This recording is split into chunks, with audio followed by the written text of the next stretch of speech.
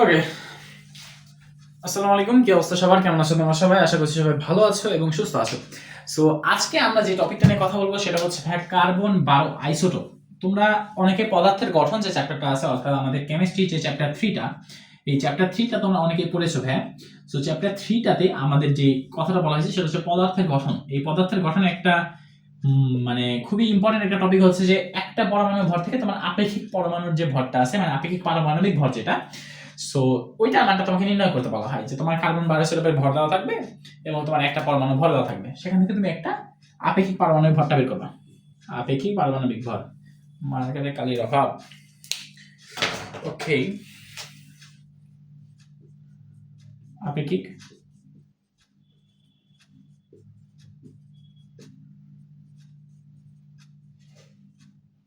ভর বের করবা,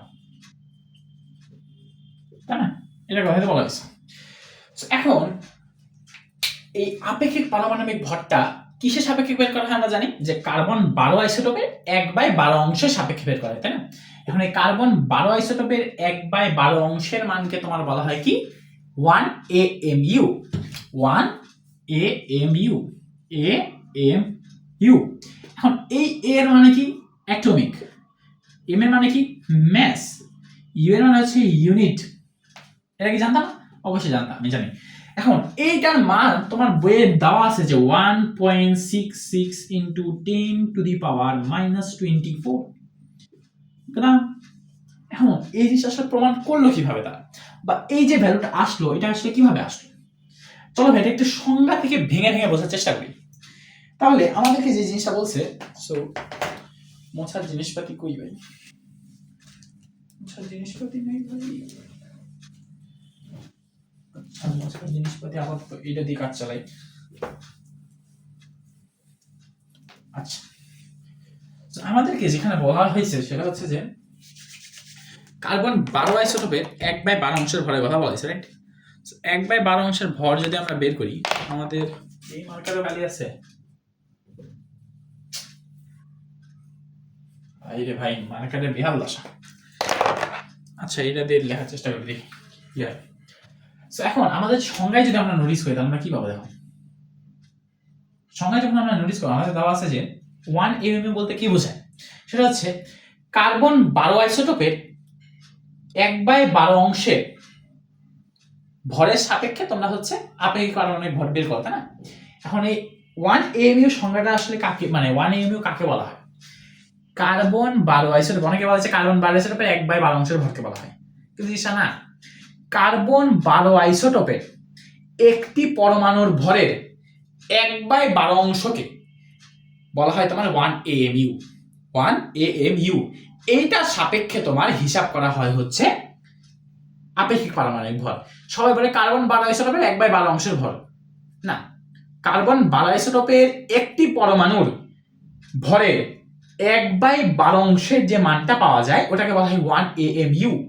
ওইটার মানে হচ্ছে তোমার 1.66 ইন্টু 10⁻²4 গ্রাম। এখন এই মানটা আসলে কিভাবে আসে সংজ্ঞাটা একটু দেখি প্রথমে। যে বলে কাকে বলতো, যে কার্বন 12 আইসোটোপে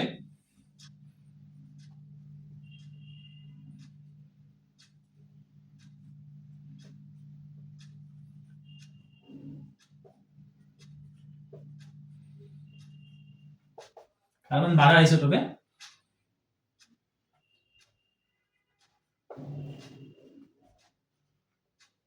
একটি পরমাণুর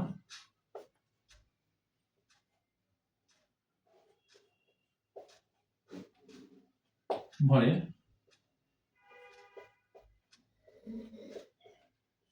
1/12 অংশকে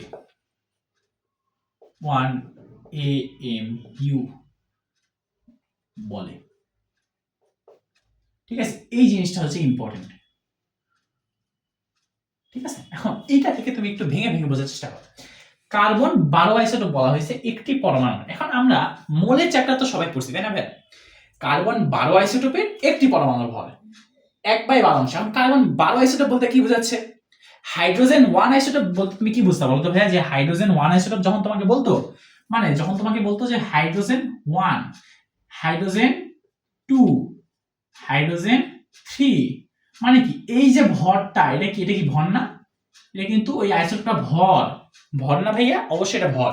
সো এখানে হচ্ছে কার্বনের 12 আইসোটোপ, দ্যাট মিন্স তোমার কার্বনের মাথার উপরে এইটার ভর হচ্ছে 12। কার্বনে কিন্তু 3টা আইসোটোপ সম্ভব, কার্বন 13 কিন্তু হচ্ছে পৃথিবীর বয়স নির্ধারণের ক্ষেত্রে সম্ভবত ব্যবহার করা হয়, আমি যদি ভুল না হয়, অনেক আগে বলছিলাম। যাই হোক, সো এই যে 12 যেটার কথা বলা হয়েছে, ঠিক আছে, এই যে 12, তার মানে কি এটার ভর হচ্ছে 12। এখন আমরা যদি মোলের চ্যাপ্টারের সাথে রিলেট করাই, যে তাহলে এটাকে যদি বলা হয় যে 12 এটা হচ্ছে কি ভর, এর ভর, তাহলে আমি বলতে পারি না যে 6.023 মানে 1 মোলের মধ্যে কার্বন 12 পরমাণু সংখ্যক থাকে। যেটা বুঝে না মনে হয়, আমি তোমাকে এটা বুঝে, আমি কি এটা এখান থেকে এটার ভর যদি হয় 12, তাহলে কি আমি এটা বলতে পারি যে 6.023 ইন্টু 10⁻23 টি, হ্যাঁ এটা বলা যায় যে 3টি পরমাণুর ভর।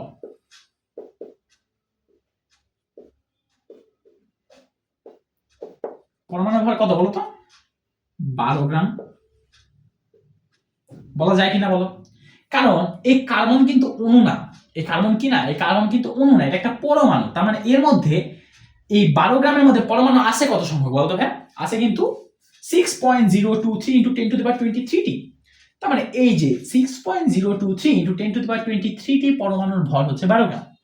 কি গ্রাম? 12 গ্রাম। এখন এইটার যদি তুমি এই 12 গ্রামের একটা পরমাণুর ভর বের করো, মানে এটা হচ্ছে তো এতগুলো পরমাণুর ভর হচ্ছে 12 গ্রাম, তাহলে একটা পরমাণুর ভর বের করো। কারণ কি তোমরা দেখো, একটি পরমাণু কার্বন 12 আইসোটোপের একটি পরমাণুর ভরের কথা বলা হয়েছে। একটি পরমাণুর 1/12 অংশকে 1 AMU বলা হয়, তাই না? তাহলে এখন তোমার এতগুলো পরমাণুর ভর চাই না, তোমার হচ্ছে একটি পরমাণুর ভর। তাহলে আমরা একটি পরমাণুর ভর বের করি, তাহলে হবে কি একটি পরমাণুর ভর 12 divided by n of a, মানে অ্যাভোগাড্রো সংখ্যা দিয়ে ভাগ করলাম, তাই না? এখন এই অ্যাভোগাড্রো সংখ্যা, এই মানটা তোমাকে কি বলতেছে বলতো ভাইয়া? এই মানটা কিন্তু তোমাকে বলতেছে যে এটা হচ্ছে কার্বন 12 আইসোটোপের, কার্বন 12 আইসোটোপ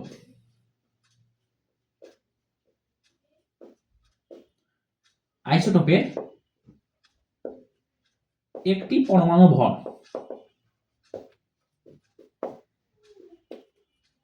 এখন দেখো তোমার একটা কাজ ডান, কার্বন 12 আইসোটোপের একটি পরমাণু ভর তুমি বের করে ফেলছো। এখন এর যদি তুমি ভাইয়া 1/12 অংশের ভরটা কে 1 AMU বলে, তাই না? তাহলে তোমার 1/12 অংশের ভরটা লাগবে। 1/12 অংশকে বলে, ভর হলো তবে না, 1/12 অংশের ভর, ওই তো ভর তো ভরই, 1/12 অংশকে বলে 1 AMU। তাহলে এইটার মানের সাথে যদি আমি 1 ইন্টু মানে 1/12 যদি করি, তাহলে তো পেয়ে যাবো না? দেখো তো এইটার যে মানটা আছে, মানে এইটার যে ভ্যালুটা আছে, এই ভ্যালুর সাথে যদি তুমি ইন্টু 1/12 করো, তাহলে কি তুমি মানটা পাওয়া কিনা বলো? তোমার সঙ্গে তো তাই বলে যে কার্বন 12 আইসোটোপের একটি পরমাণুর ভরে 1/12 অংশকে 1 AMU বলে। তোমার সঙ্গে তাই বলতেছে না? তাই হিসাব মতো এটাই হওয়ার কথা, রাইট? তাহলে আসলে সেটাই করে দেখি। তাহলে 12 ডিভাইডেড বাই NA ইন্টু তোমার যে তার আছে 1 ডিভাইডেড বাই 12। এখন দেখো তো ভাইয়া, এই 12 আর এই 12 কি কাটাকাটি যায় কিনা বলো? তাহলে থাকলো কি মজার জিনিস, 1 ডিভাইডেড বাই NA। ওকে ভাইয়া, এইটার মান তুমি একটু ক্যালকুলেটর চেপে দেখো, তোমার 1.66 ইন্টু 10⁻24 আসে কিনা? আসে না? আসার তো কথা। আচ্ছা দেখি, আমাদের সংজ্ঞা তো তাই বলে ভাই, ভুল হলে তো এটা ভুল হওয়ার কথা, সংজ্ঞা তো তাই বলে। আসলে দেখি সংজ্ঞা থেকেই আমরা বানালাম। দেখো ক্যালকুলেটর চাপার চেষ্টা করি, ক্যালকুলেটর কি বলতেছে দেখা যায় কিনা দেখো। এখানে যদি আমি 1 ডিভাইডেড বাই, আমি সেট করিস না ভাই, আচ্ছা দেখো 1 ডিভাইডেড বাই আমি যদি করি কত 6.023 ইন্টু 10⁻23, তাই না? দেখো আমাদের এই মানটার মান কত বলো তো? এই যে এটার মান কত, এটার মান কিন্তু এটাই যে 6.023 ইন্টু 10⁻23। এখন মজার কাহিনী একটা জানো, এখানে কিন্তু 23 আসলে এক্সাক্ট ভ্যালু না, এটার মান হচ্ছে 22 হয়। তো তোমরা এইচএসসি তো জান না, এখন আমাদের এসএসসিতে 23 পড়ানো হয়। এবং এই জিনিসটা আমি জানছি কোথা থেকে বলো তো, আমার কেমিস্ট্রি গুরু আরিফ ভাই,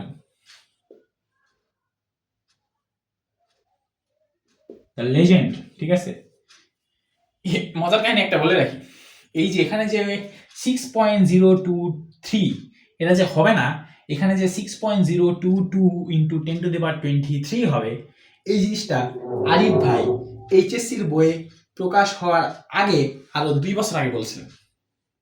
ইন্টারেস্টিং না? যাই হোক, এটা একটু বলে রাখলাম। তো যাদের যদি কারো যদি কোনো কেমিস্ট্রি কনসেপ্টে ঝামেলা হয়, ভাইয়ের কাছে যাবো। ও আচ্ছা, যেটা দেখাইতেছিলাম, ঠিক আছে। এখন দেখুন, এই যে মানটা আমরা এখানে তুলে রাখছিলাম না, আচ্ছা আবার তুলে রাখি, অনেকে বলবা ভাই ভুল বুঝাইতেছেন। ঠিক আছে, আসো দেখি, 1/6.023 ইন্টু 10⁻, কত, 23। এই 23, দেখো, ওয়াও, সো বিউটিফুল, দেখছো না, আসছে না? এই যে এটাকে বলা হয় 1 AMU।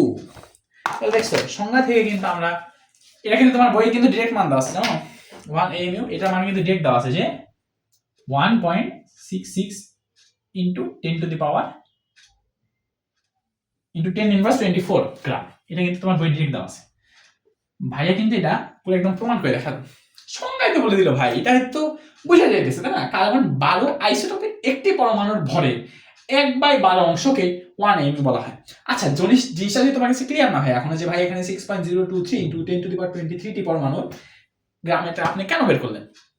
আচ্ছা ভাইয়া, তাহলে যদি তোমাকে এভাবে বলা হইতো, যে তোমাকে আমি বললাম যে তোমার নাম মনে করো এক্স, এখন তোমাকে বললাম এক্স তুমি একটা কাজ করো, সেটা হচ্ছে যে তুমি আমাকে হাইড্রোজেন 4 আইসোটোপে একটি পরমাণুর ভর বের করে দেখাও তো।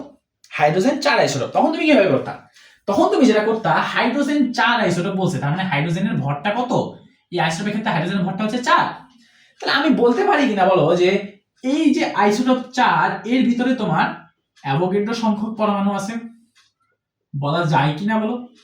আমরা কিন্তু মোলের চ্যাপ্টারে এটা অবশ্যই পড়ছি, যে একটা মোল, 1 মোলকে বিভিন্ন ভাবে আইডেন্টিফাই করা যায়, 3টা ভাবে আইডেন্টিফাই করা যায়। দেখো, 1 মোল, এই 1 মোল সমান সমান তুমি যদি তার পারমাণবিক ভরকে বা আণবিক ভরকে প্রকাশ করো, তাইলে হয় পারমাণবিক অথবা আণবিক। ঠিক আছে, আবার যদি তুমি কি করো, তার গ্যাসীয় অবস্থায়, মানে ওইটাকে যদি তুমি গ্যাসীয়, মানে কি বলবো, বাষ্পে পরিণত করো, তার যদি তুমি আয়তন ধরো, সেটা হচ্ছে 22.4 লিটার, এটাও জানো। এর পরবর্তীতে যদি তুমি আসো, সেটা হচ্ছে যে কত, একটি 1 মোল সমান সমান তোমাকে বোঝায় হচ্ছে অ্যাভোগাড্রো সংখ্যক, বুঝতেই পারছো, 6.023 ইন্টু 10⁻23। ঠিক আছে, এই কনসেপ্টটা বুঝতে হবে। এখন এই ভ্যালিকে আমি কিছু করছি ভাইয়া, দেখো তো, মিল পাওয়া না এখনো? আচ্ছা দেখো, আমি তোমাকে এই এক্সাম্পলটা দিয়ে দিলে আশা করি ক্লিয়ার হয়ে যাবে। মানে আমি চাই তুমি একদম জিনিসটা একদম পুঙ্খানুপুঙ্খ ভাবে বোঝো, ঠিক আছে? এটা আমার মোটিভ। এখন দেখো, আমি তোমাকে বলছি যে হাইড্রোজেন 4 আইসোটোপে তুমি আমাকে 1/12 অংশের ভর বের করে দেখো, বা একটি পরমাণুর ভর বের করে দেখো। দেখো কি আসে দেখো, আমরা বলতে পারি যে এর ভিতরে 6.023 ইন্টু 10⁻23টা পরমাণু আছে, তাহলে এই পরমাণুগুলোর ভরই তো 4 গ্রাম, তাই না? এতটি পরমাণুর ভরই তো 4 গ্রাম।